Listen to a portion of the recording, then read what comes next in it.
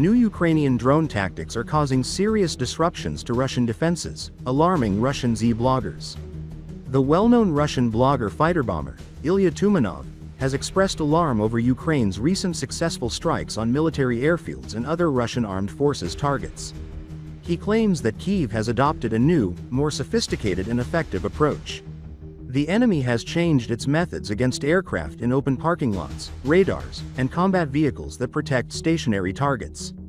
They have shifted from using large, slow, long-endurance drones with heavy warheads to deploying sabotage groups and recruiting civilians with small UAVs, Tumanov stated. He added that attacks on Russian equipment now often involve quadcopters dropping explosives. According to him, such targets are too small for air defense systems and are nearly impossible to intercept. For systems like the Pantsir, these drones are too tiny to hit, and Jedi swords are simply powerless here, he complained, seemingly referring to drone jamming weapons. Fighter bomber noted that closing airfields with electronic warfare systems and partially cutting internet access reduced the effectiveness of large drones, but the new small drone threat remains largely unaddressed.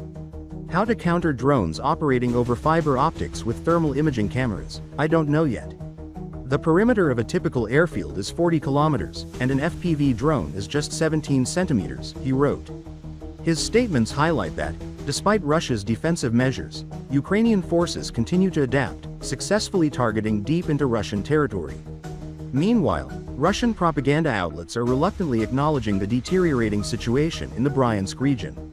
Ukrainian forces have been particularly effective in striking Russian military targets there.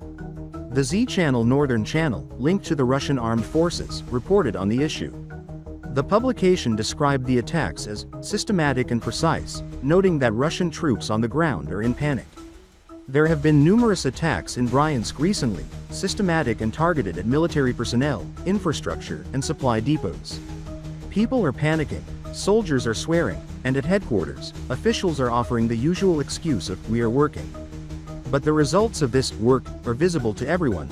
There are no electronic warfare systems, no mobile response teams for UAVs, no countermeasures. As a result, the attacks continue with striking consistency. This isn't just a failure, it's a demonstration that the entire chain of responsibility has become meaningless, the channel reported.